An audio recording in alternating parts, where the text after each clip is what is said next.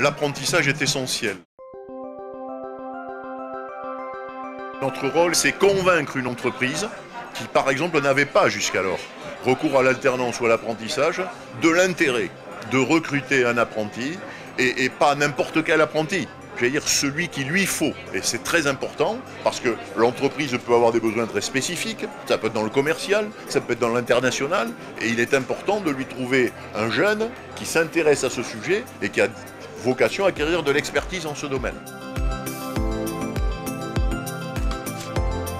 Un apprentissage, une relation peut ne pas toujours bien se passer.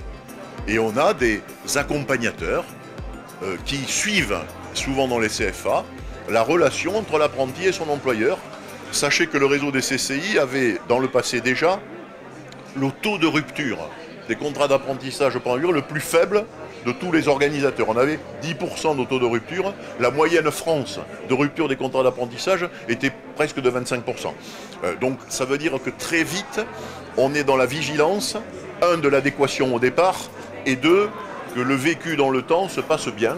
Et si ça ne se passe pas bien, comment corriger le tir?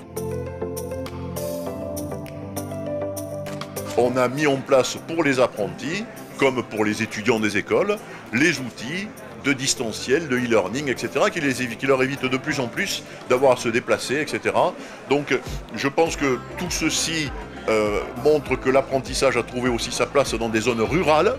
Vous avez la CCI de Lozère, par exemple, a un centre d'apprentissage assez extraordinaire. Dans le domaine du numérique, un des plus beaux centres d'apprentissage du réseau se trouve dans le Cantal. Donc on voit bien qu'en plus, le réseau, par sa diversité et par ses outils, est capable d'apporter de l'offre de compétences dans des territoires qui, normalement, pourraient penser en être privés. Mais pas du tout.